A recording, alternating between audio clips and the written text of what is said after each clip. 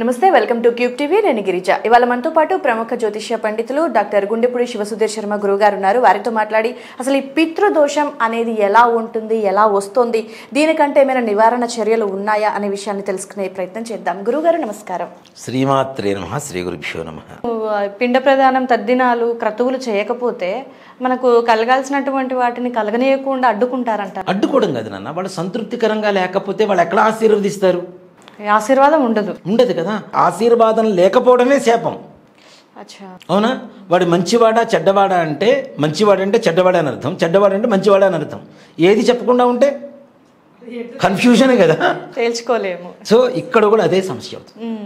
ఆ పితృదేవతల అనుగ్రహం కలగాలి అంటే తప్పనిసరిగా వాళ్ళకి మోక్షం కలగాలి. దాంతోపాటు వాళ్ళు ఒక స్థానానికి వెళ్ళాలి. అప్పటి నుంచి మనం పెట్టేటువంటి తద్దినాలు అవన్నీ కూడా ఇచ్చేస్తూ ఉంటారు. అలాగే కొంతమంది ఇంట్లో చెప్పకుండా చిన్నప్పుడు వెళ్ళిపోతూ ఉంటారు. అది 40 ఏళ్ళకు కూడా వెళ్ళిపోయేవాళ్ళు చాలామంది ఉన్నారు. మెంటల్గా బాగుండకనో, లేదంటే మానసికమైనటువంటి వేదన పడలేకనో, ఆడవాళ్ళు కావచ్చు మగవాళ్ళు కావచ్చు, ఇంట్లో చెప్పకుండా వెళ్ళిపోతారు. వెళ్ళిపోయిన తర్వాత నాన్న వాళ్ళకి అసలు ఉన్నారో లేదో తెలియదు కదా. మరి తద్దినం పెట్టాలా వద్దా అనే ఒక విషయానికి వస్తే మన ధర్మశాస్త్రం కూడా ఇప్పుడు లా తీసుకుంది కదా. లా ఏముంటుంది? జీవిత ఖైదు ఉంటుంది, 14 ఏళ్ళు, రాత్రి పగలు కలిపి 7 ఏళ్ళు యాజ్ ఏ లా కదా. ఇది ఎక్కడి నుంచి తీసుకుందంటే మన హిందూ ధర్మం నుంచే తీసుకుంది ఇది లా. 14 ఏళ్ళు జీవితకాలం అంటాం. మన సిమ్ కూడా చూడండి, 14 ఏళ్ళ తర్వాత మళ్ళీ దాన్ని ఇచ్చేసుకోవాలి వాడుతున్న సిమ్ని. అవునా? జీవితకాలం అంటే 14 ఏళ్ళు. 14 ఏళ్ళు ఒక మనిషి ఇంట్లోంచి వెళ్ళిపోయిన తర్వాత కనపడకుండా ఉంటే వాడికి తప్పనిసరిగా కర్మ చెయ్యవలసిందే. ఒకవేళ వాళ్ళు బ్రతికుంటే గురువుగారు మనకి తెలియదు కదా, కనపట్టలేదు కదా, మనకంటే కనిపించట్లేదు కాబట్టి సో చనిపోయినట్టే లెక్క. అది ఎలా? ఒక బియ్య పిండితో బొమ్మను తయారు చేసి చితిని పెరిచి చితి దహన సంస్కారాలు చేసి కర్మ యథావిధిగా చేసి అన్నీ చేయవలసిందే. ఏ రోజైతే ఇంట్లోంచి వెళ్ళిపోయిన సంగతి గుర్తుంటే ఆ రోజు కానీ, ఏ రోజైతే కర్మ చేస్తున్నామో ఆ రోజు నుంచి కానీ ప్రతి సంవత్సరం మరలా తద్దినం పెట్టుకుంటూ వెళ్ళిపోవాలి. అయితే ఆ డేట్ లేదంటే పెట్టిన డేట్ దీని ప్రకారం మరలా తద్దినం పెట్టుకుంటూ ప్రతి సంవత్సరం మళ్ళీ మాసికం పెట్టాల్సిందే. సంవత్సరం పాటు, సంవత్సరికం తర్వాత వీళ్ళు తప్పనిసరిగా మైల పాటించవలసిందే. దాంట్లో అనుమానమేం లేదు. మైల పాటించవలసిందే, మైల పాటించాల్సిందే. సంవత్సరికం వరకు ప్రతి నెల మాసికం పెట్టవలసిందే, తద్దినాలు పెట్టవలసిందే. సంవత్సరికం తర్వాత తప్పనిసరిగా ఇవన్నీ విధానాలు చేయాలి. ఇవి చాలామందికి తెలియదు, చెయ్యరు కూడా. వెళ్ళిపోయాడు అంతే, వెళ్ళిపోయింది అంతే. అవునా? ఇవి ఈ రకంగా పితృదోషాలు ఎక్కువగా వస్తూ ఉంటాయి నాన్న. వీటిల్లో ఇందాక నేను చెప్పాను కొన్ని కారణాలు. పితృదోషాలు కలిగినటువంటి వాళ్ళకి ముఖ్యంగా దీంతోపాటు ఇంకొక దోషం కూడా ఉంటుంది నాన్న, స్త్రీ శాపం అంటాం. స్త్రీ శాపం అంటే ఏంటి? ఆడవాళ్ళు శపించారా అని చెప్పి చాలామంది అడుగుతూ ఉంటారు. ఆడవాళ్ళు శపించడం కాదు, ఆడవాళ్ళు ఎక్కడ వేదన పడ్డారో అక్కడ స్త్రీ శాపం మొదలవుతుంది.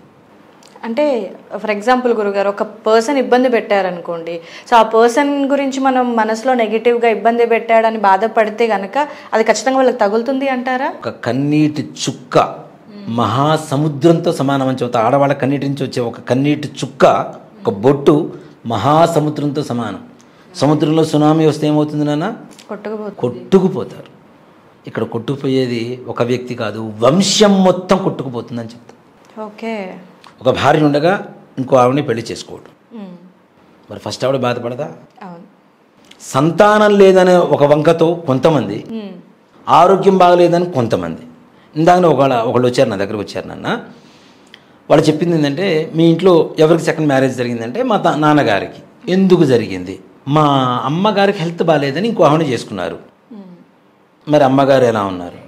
మా అమ్మ బాగున్నారయ్యా, మా నాన్న మా పిన్ని ఇద్దరు పోయారయ్యా అని చెప్పింది. ఏ చూడండి, ఈవిడికి హెల్త్ బాగాలేదని ఇంకో ఆవిడ తెచ్చిపెట్టుకున్నాడు. ఈవిడ ఆత్మ ఘోషించదా? ఈవిడ మనసు బాధపడదా? బాధపడద్ది ఖచ్చితంగా కదా. ఇక్కడ రెండో వివాహం చేసుకోవడం, ఆడవాళ్ళని బాధ పెట్టడం, ఈ దీంట్లో కూడా నాన్న భర్త భార్యను కావచ్చు, అత్త మామ కోడలను కావచ్చు. పూర్వకాలంలో చాలా చూసాం. దాదాపు 2000 వరకు ఉండేటువంటి పేపర్లలో, టీవీల్లో, రేడియోలో ఉండే న్యూస్ ఏంటంటే వరకట్న వేధింపులు. ఇప్పటికే నడుస్తూనే ఉన్నాయి కదా గురువు. కొంచెం తక్కువైంది అంటే అమ్మాయిలు ఉద్యోగాలు చేస్తున్నారు. ఈ జనరేషన్ లో కూడా ఇంకా స్టిల్ వినిపిస్తుంది. వరకట్న వేధింపులతో కోడల మీద కిరోసిన్ పోసి తగలబెట్టిన అత్తగారు, ఉరివేసిన భర్త, కొట్టి చంపిన భర్త, అవునా, గొడ్డలతో నరికినటువంటి భర్త, ఇలాంటివి ఎన్ని వింటున్నాం మనం, అవునా? మరి ఇవన్నీ స్త్రీ శాపాలు కాదా? భర్త వల్ల భార్య కావచ్చు, అత్త మామల వల్ల కోడలు కావచ్చు, మరిది వల్ల వదిన కావచ్చు, వదిన వల్ల ఆడపడుచు కావచ్చు, ఆడపడుచు వల్ల వదిన కావచ్చు. అసలు మనకు సంబంధం లేనటువంటి స్త్రీని కూడా మనం బాధ పెట్టున్నా తప్పనిసరిగా స్త్రీ శాపం అని చెప్తాం. సో ఆడవాళ్ళని బాధ పెట్టినా సరే శాపం తప్పనిసరిగా. మరి ఎంత బాధ నాన్న. ఇప్పుడు అనవసరమైనటువంటి మాటలు మాట్లాడి వదిన ఆడపడుచును మాట్లాడుతుంది, ఆడపడుచు వదిన మాట్లాడుతుంటుంది. ఇవన్నీ వచ్చే భవిష్యత్ తరాలకి పాపాన్ని మూట కట్టి బ్యాంకులో డబ్బులు తీసి పక్కన పెడితే ఇది మాత్రం మూట కట్టి మనం ఇస్తున్నట్టే లెక్క. కానీ ముఖ్యంగా ఇంకోటి కూడా ఏంటంటే నాన్న, మన పూర్వీకులు చేసినటువంటివి ఆస్తులు ఎలా అయితే మనం స్వీకరిస్తామో దోషాలు కూడా అలానే స్వీకరించాలి తప్పనిసరి. దాంట్లో అనుమానమే లేదు. ఆస్తులు వచ్చినా రాకపోయినా పాపాలు దోషాలు మాత్రం తప్పనిసరిగా వస్తాయి. మనం అడగక్కర్లేదు. ఇప్పుడు మీరు ఒక విలేజ్కి వెళ్ళండి నాన్న, విలేజ్లో అడగండి ఎవరినన్నా, వీళ్ళ వంశం బాగుండేది కదా, ఎందుకు ఇట్లా పాడైపోయిందంటే ఆడదాన్ని ఉసురు పోసుకున్నారని ఒక్క మాటలో చెప్పేస్తారు. ఏ జ్యోతిష్యాల అక్కర్లా, శాస్త్రాల అక్కర్లా, జాతకాల అక్కర్లా, దగ్గరుండి చూస్తుంటారు కదా, చెప్పేస్తారు. ఒక్క మాటలో చెప్పేస్తారు ఆడదాన్ని ఉసురు కొట్టుకున్నారు అందుకని నాశనం అయిపోయారు. ఇదే మాట చెప్తారు గ్యారెంటీ. ఎంత పాపం, ఎంత ఘోష చెప్పండి మరి ఆడవాళ్ళకి అట్లా కలగడం అనేది, అవునా? అలానే తల్లిదండ్రుల్ని బాధ పెట్టేటువంటి కొడుకులు కూడా ఇది గమనించాలి. ఒక మాట విన్నానన్న, ఒక కూతురు, అల్లుడు, భార్య కలిసి భర్తను చంపేశారు, ముగ్గురు కలిసి గొడ్డలతో నరికి. భార్య గొడ్డలతో నరికింది, దానికి సహకరించింది ఎవరంటే కూతురు, సొంత కూతురు, అల్లుడే. ఎంత పాపం అది. దీంతో పాటుగా ముఖ్యంగా ఇప్పుడున్నటువంటి యువత, మేము అమెరికా వెళ్తున్నాం, అక్కడ బాగున్నాం, అక్కడ సంపాదన బాగుంది, లేదు ఇక్కడే మంచి స్థాయిలో ఉన్నారు, వీళ్ళని తీసుకెళ్ళి తల్లిదండ్రులు తీసుకెళ్ళి ఏం చేస్తున్నారు, వీళ్ళు వృద్ధాశ్రమాలు చేర్పిస్తున్నారు. అవునా? నేను వృద్ధాశ్రమాలకి కంప్లీట్ యాంటీ నాన్న, కంప్లీట్ యాంటీ. దేనికి? నువ్వు పుట్టాలి అని చెప్పి ఎంతో కష్టపడి ఎన్నో దేవుళ్ళకి మొక్కి నిన్ను కంటే 9 నెలలు బరువైనా సరే మోస్తూ నిన్ను చక్కగా జన్మనిచ్చింది నీకు తల్లి. అక్కడి నుంచి నీకేం కావాలో ప్రతి ఒక్కడి తండ్రి చూస్తూ ఉన్నాడు. అవునా? నువ్వు తను తిన్నాడా లేదా, తను బట్టలు వేసుకున్నాడా లేదా, తను ఏం చేస్తున్నాడు, ఎలా ఉన్నాడు అనేది ఆలోచించకుండా ప్రతి ఒక్కడి తండ్రి దగ్గర ఉండి చూస్తున్నాడు. అలానే తల్లి భర్త తెచ్చింది ప్రతి ఒక్కటి పొదుపు చేసి కొడుకు కోసం పెడుతోంది. తను తిన్నా తినకపోయినా కొడుకు తింటే చాలని చెప్పి చేసి పెడుతోంది. అలాంటి తల్లిని తీసుకెళ్ళి నువ్వు వృద్ధాశ్రమాలు చేర్పిస్తాను అంటే వాళ్ళ ఉసురు నీకు బాధ కాదా, నీ వంశానికి బాధ కాదా? భవిష్యత్ తరాల్లో అవుతుందా కదా? తల్లిని ఏడిపిస్తే వస్తుందా? అందులో మనకి శాస్త్రం కూడా ఏంటంటే ఒకటి చెబుతుంది నాన్న, తల్లి తండ్రి చుట్టూ ప్రదక్షిణం చేస్తే చాలు జీవితంలో.